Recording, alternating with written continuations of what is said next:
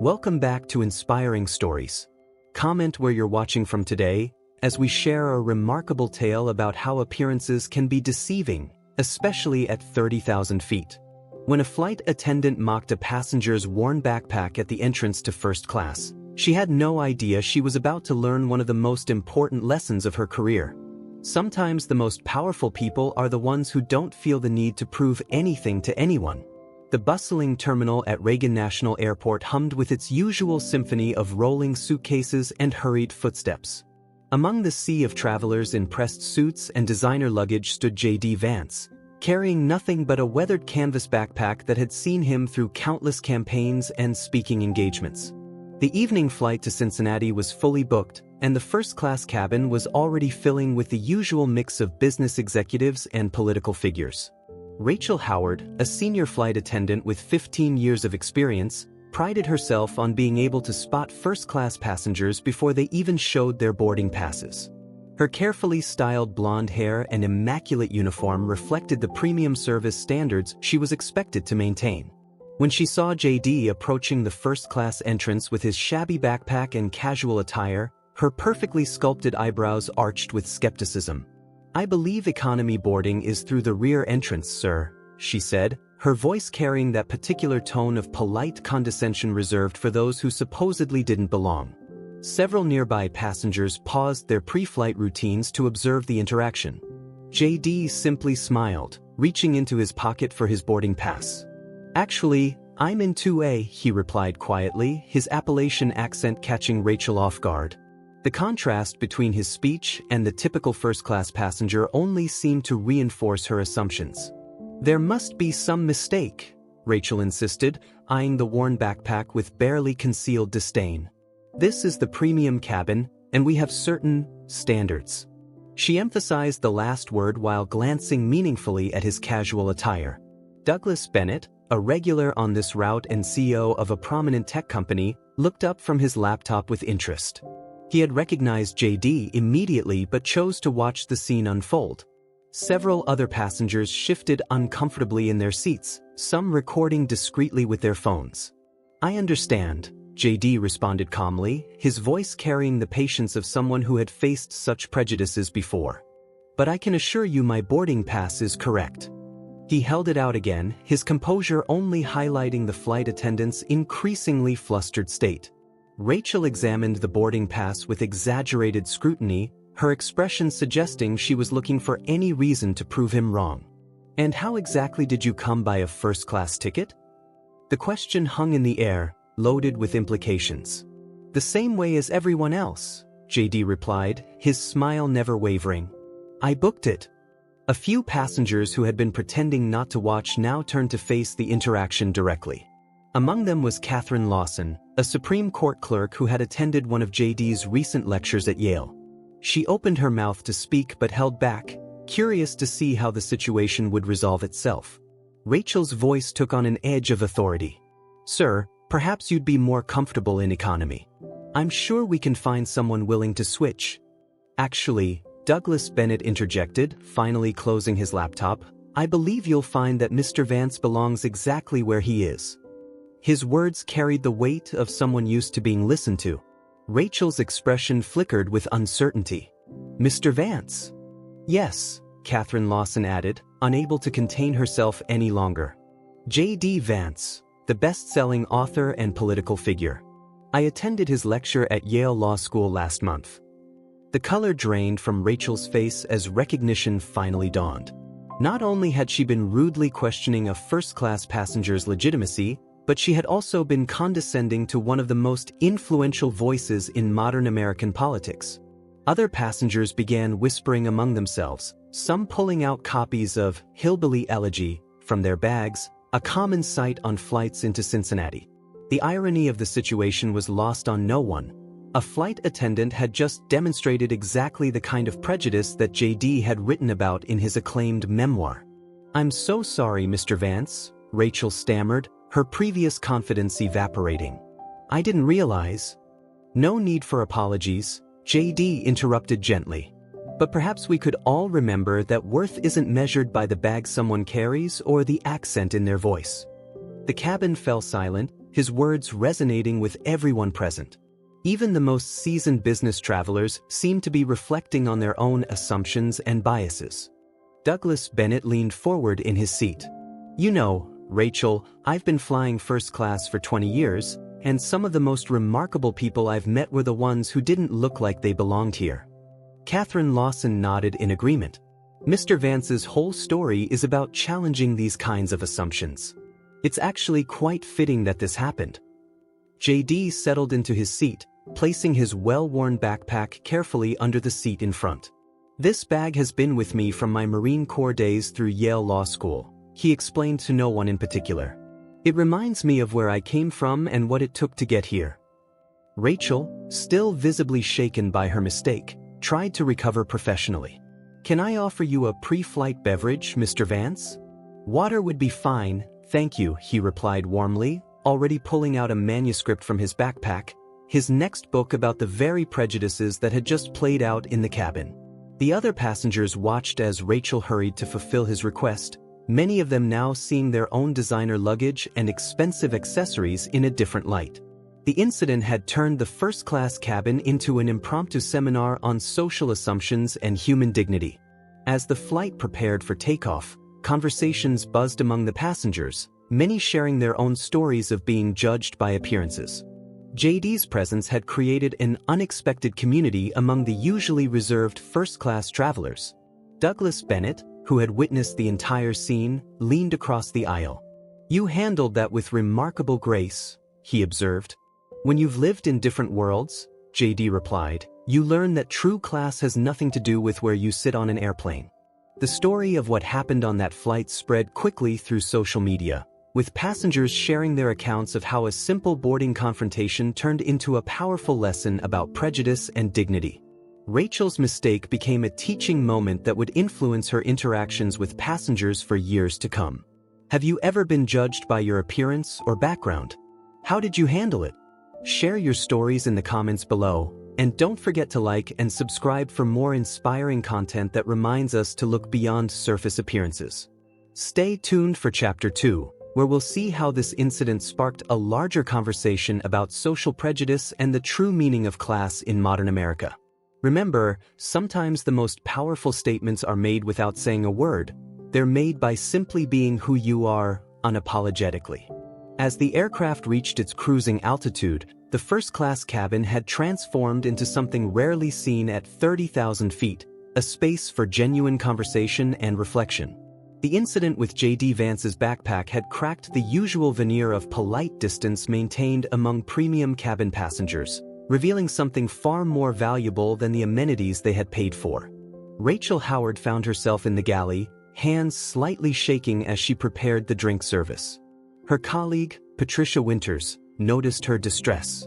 "I've never seen you this rattled in 15 years, Patricia observed, keeping her voice low. "What happened out there?" Before Rachel could respond, a soft chime indicated a passenger request from seat 3C. As she emerged from the galley, she found herself face-to-face with Evelyn Drake, a fashion magazine editor who had witnessed the earlier confrontation.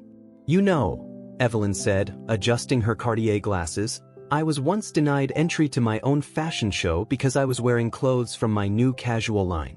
Sometimes the greatest mistakes come from our quickest judgments."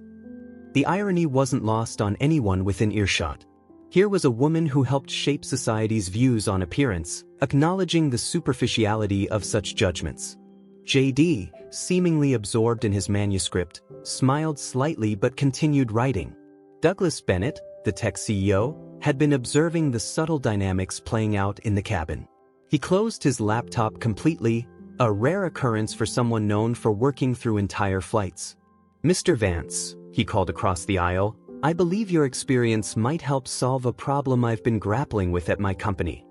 JD looked up, his attention engaged. The other passengers, while pretending to focus on their own activities, tuned into the conversation. "We've been trying to diversify our hiring practices," Douglas continued, "but we keep falling into the same patterns. We hire people who look like they belong in tech, you know, the typical Silicon Valley type." After watching what happened today, I'm wondering how many brilliant minds we've missed because they didn't fit our preconceived notion of what a tech executive should look like. Catherine Lawson, the Supreme Court clerk, joined the conversation. That's exactly what Mr. Vance discussed in his lecture at Yale. How institutions often confuse polish for potential. Rachel, who had been distributing drinks with uncharacteristic humility, found herself lingering near their row, absorbing every word. The discussion was forcing her to confront her own biases she hadn't even realized she carried. "You know," JD finally said, marking his place in his manuscript, "when I first walked into Yale Law School with this same backpack, I had a similar experience. A professor assumed I was there to fix the air conditioning." He chuckled, but the story carried weight. The interesting thing wasn't the assumption itself, it was what it revealed about how we categorize people based on superficial markers. A businessman in row 1, Alexander Blackwood, who had been silently following the exchange, suddenly spoke up. "I grew up in a trailer park in Nevada," he admitted, his expensive suit and Rolex watch contrasting sharply with his words. "I usually don't tell people that. But maybe that's part of the problem, we hide our backgrounds when they don't match people's expectations." The cabin fell silent as the impact of his words sank in. Here was a first-class cabin full of successful people, and beneath their carefully curated exteriors, many of them carried stories that defied the very stereotypes they now maintained. JD nodded appreciatively. "The most dangerous prisons are the ones we build ourselves, when we start believing we have to look or act a certain way to belong somewhere." Rachel, who had been standing nearby, found her voice. "Mr. Vance," she said, her professional demeanor temporarily set aside, "I've spent 15 years judging people by their appearances, their luggage, their clothes. I thought I was maintaining standards, but now I realize I was just perpetuating prejudices." "The first step to change is recognition," JD replied kindly. "We all carry biases. The question is what we do once we become aware of them." As if to underscore his point, a young woman in business class, visible through the cabin divider, was watching the scene unfold with intense interest. Lauren Mitchell, as her name would later be known, was a rising social media influencer who had been documenting the entire incident discreetly on her phone.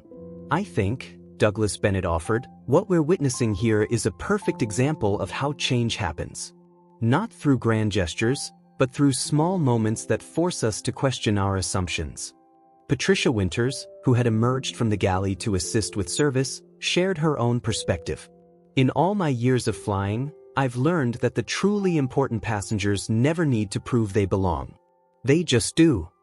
The conversation expanded, drawing in more passengers. Gregory Nash, a retired professor in 4A, shared stories of students who defied expectations.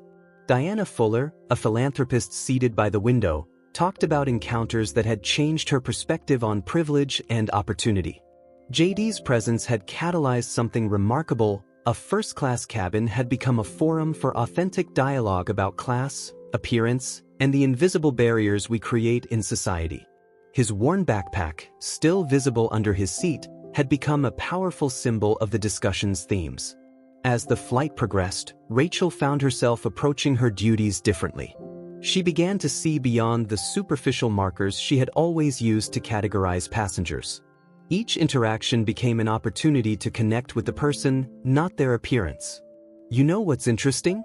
Catherine Lawson observed, "We're all here in first class, presumably because we can afford it, yet we're having a conversation about not judging people by their appearance. There's something both ironic and powerful about that." "Perhaps that's exactly why this conversation matters," JD responded. "Change often has to start with those who have the power to maintain the status quo choosing not to." The impact of the discussion began to spread beyond the first-class cabin. Passengers in business class, able to partially observe the scene, started their own conversations about prejudice and assumption. The aircraft had become an unlikely venue for social transformation. Lauren Mitchell, the influencer, was carefully documenting everything. "This is going to change how people think about first-class travel," she whispered to her seatmate. "It's not about the seats or the service, it's about the humanity we sometimes forget in our rush to judge." As the flight entered its final hour, Douglas Bennett made an unexpected announcement. "I've just emailed my HR department," he said, showing his phone to JD. "We're going to revamp our entire hiring process. No more judging by appearances or assumptions. We're going to look for potential in places we've been trained to overlook." Rachel, who had been profoundly affected by the entire experience, approached JD one final time. "Mr. Vance," she said, her voice carrying genuine emotion, "I want you to know that you've changed how I'll approach my job from now on. Every passenger deserves to be treated with dignity, regardless of what they're carrying or wearing." JD smiled warmly. "The most powerful lessons often come from our most uncomfortable moments," he replied. "What matters is not that we make mistakes, but that we learn from them." As the plane began its descent into Cincinnati, the first-class cabin had been transformed.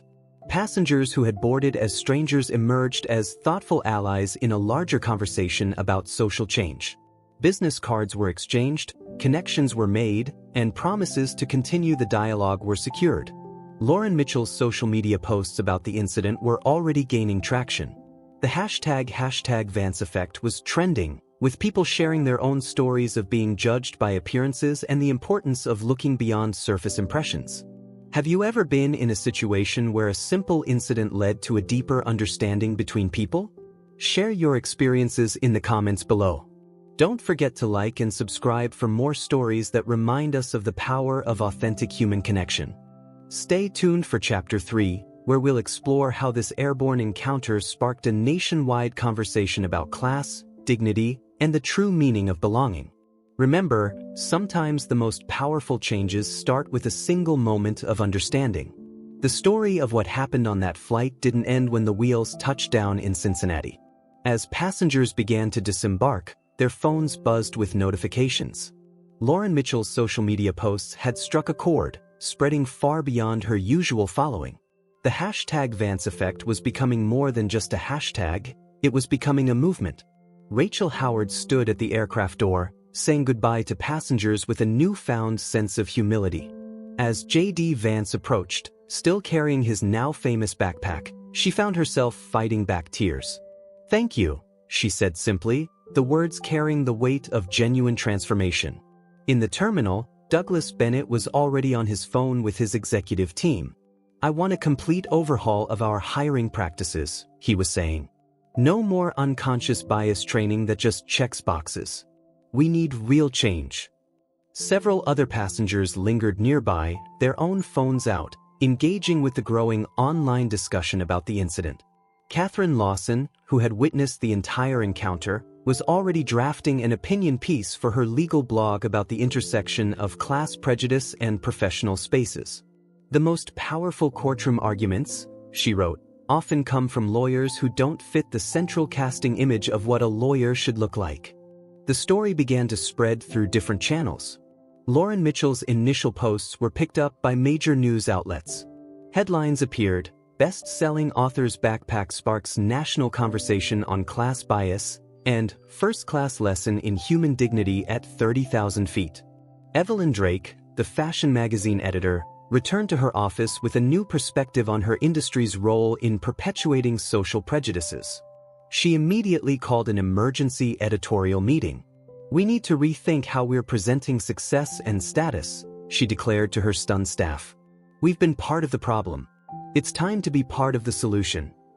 Within days, the incident had become a case study in corporate training sessions across the country.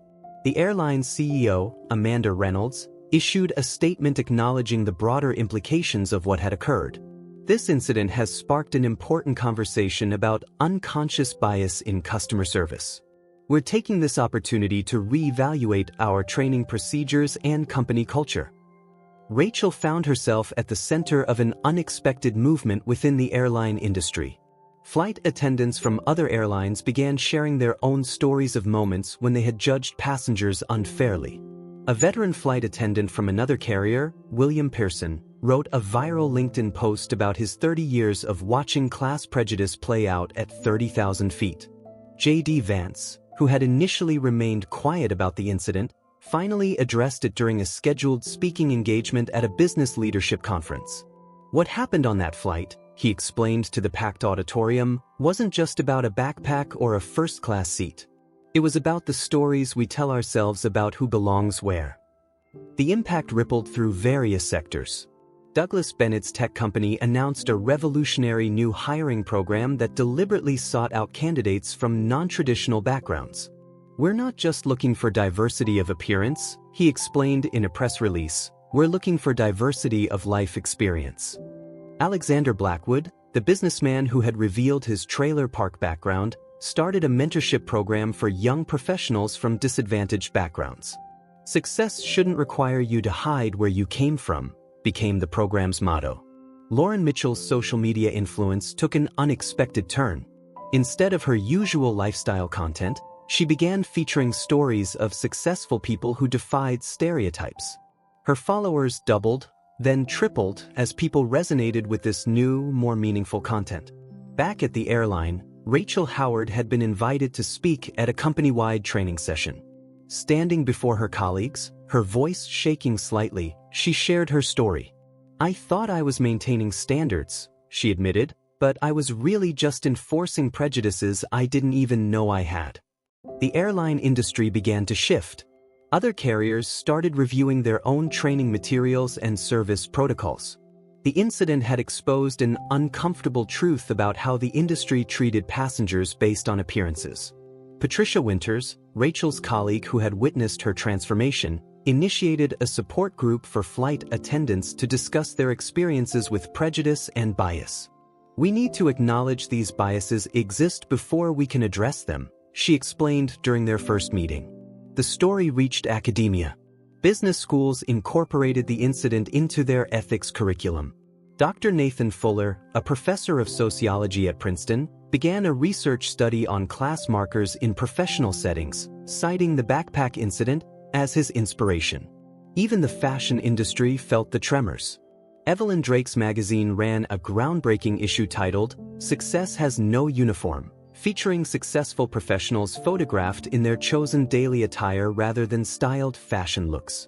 The issue became their most shared content ever. The impact on social media continued to grow. People began sharing photos of their own worn backpacks, briefcases, and bags, along with their success stories. The hashtag #MyBagMyJourney emerged as a parallel movement to hashtag Vance effect. Catherine Lawson's legal blog post went viral in legal circles, prompting a broader discussion about appearance-based bias in the courtroom.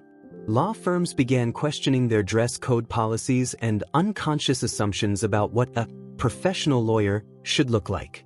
Diana Fuller, the philanthropist from the flight, redirected her foundation's focus to address systemic class barriers in professional spaces. "We need to challenge the unwritten rules that keep talented people from advancing," she explained in an interview. Gregory Nash, the retired professor, began working with universities to develop programs addressing class bias in academic settings. "We're not just teaching subjects," he argued, "we're teaching students how to navigate social spaces where they might feel they don't belong." Rachel Howard received hundreds of messages from other service industry professionals sharing similar experiences and asking for advice on how to challenge their own biases. She started a blog chronicling her journey of self-discovery and professional growth. The airline announced a new training program called Beyond Appearances, with Rachel as one of its key developers. The program would become a model for customer service training across various industries. Douglas Bennett's tech company reported unprecedented success with their new hiring initiatives.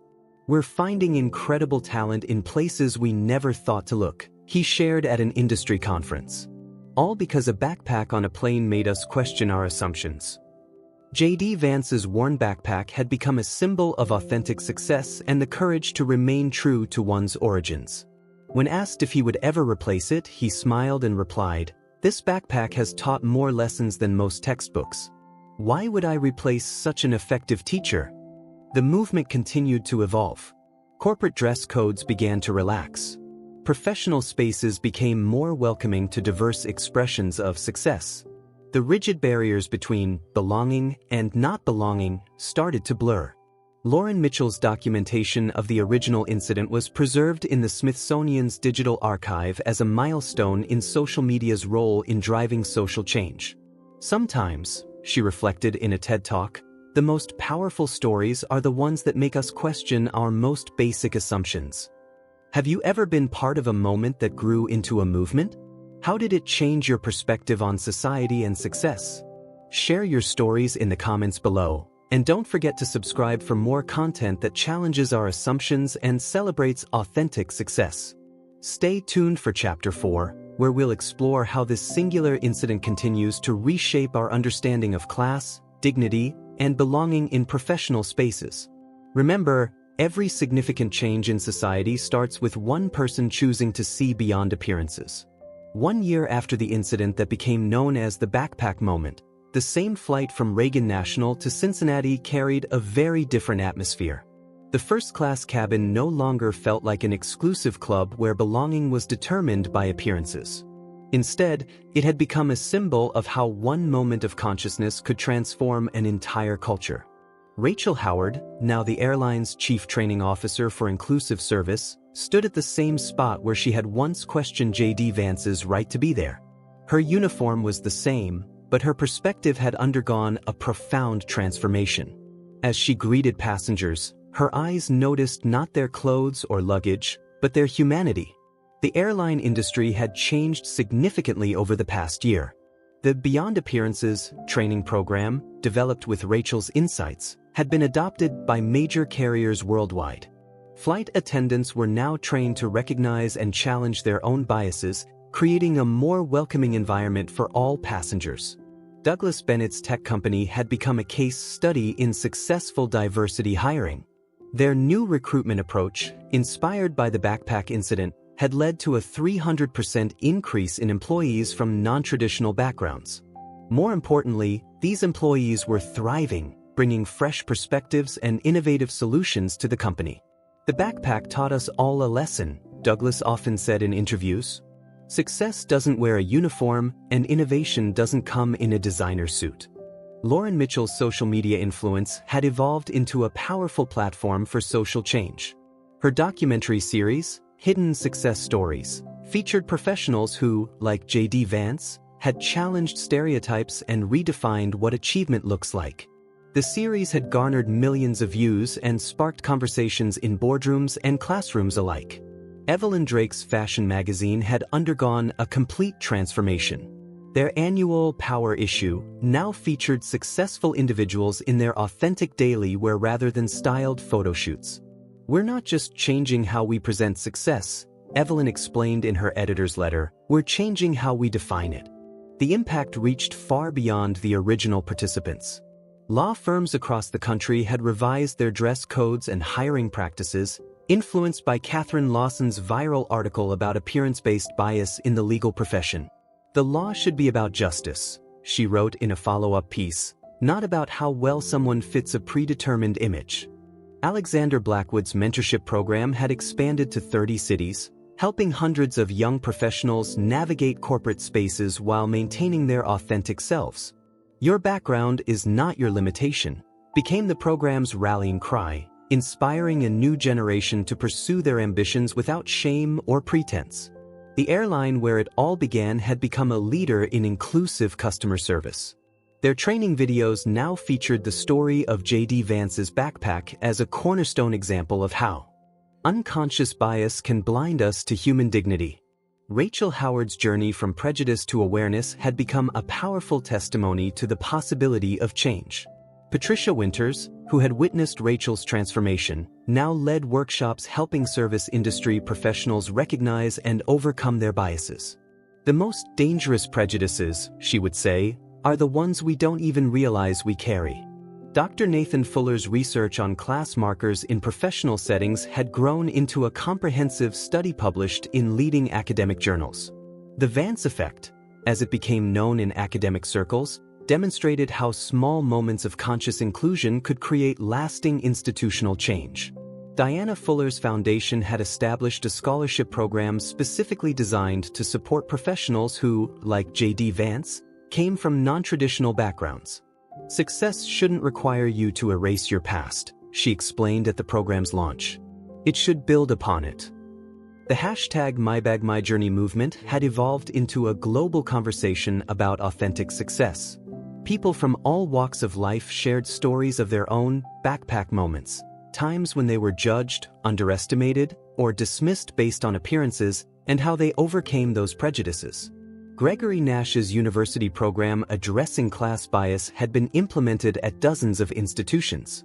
Education should open doors, he insisted, not create new barriers based on superficial judgments.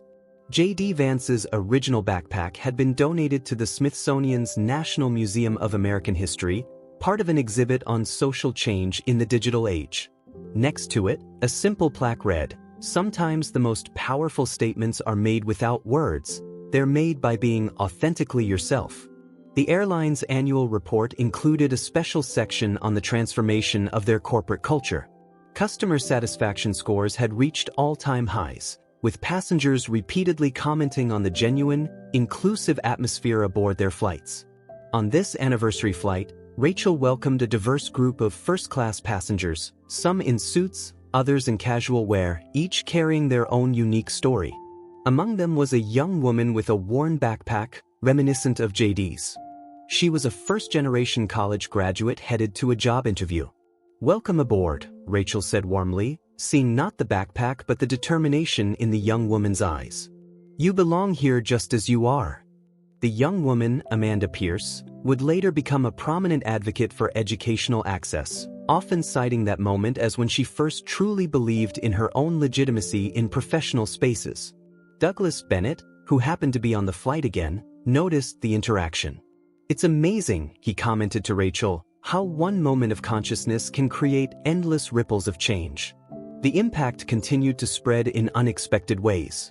Corporate training programs began incorporating emotional intelligence and bias recognition as core components. Human resources departments across industries revised their appearance-based policies, focusing instead on capability and potential. Lauren Mitchell's influence had inspired a new generation of social media influencers focused on substance over style. Her platform had become a powerful force for social change, demonstrating how digital media could be used to challenge societal prejudices rather than reinforce them. The fashion industry, led by Evelyn Drake's pioneering work, had begun to redefine its relationship with success and status. Designer labels started featuring accomplished individuals from diverse backgrounds, wearing their own chosen styles rather than prescribed fashion. Catherine Lawson's legal advocacy had led to formal guidelines against appearance-based discrimination in several state bar associations. The quality of justice, she argued, should never depend on the quality of someone's clothes. Rachel Howard's personal blog about her journey from bias to awareness had become required reading in customer service training programs worldwide. "Change," she wrote, "begins with the courage to acknowledge our own prejudices." As the anniversary flight reached its cruising altitude, passengers shared stories of how the backpack moment had influenced their own lives and professions.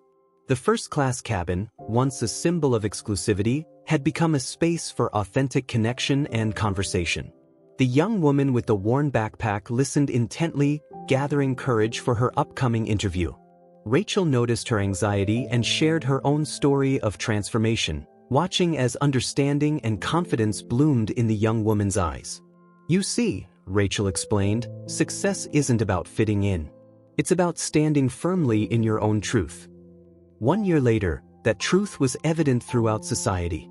Workplaces had become more welcoming to diverse expressions of professionalism.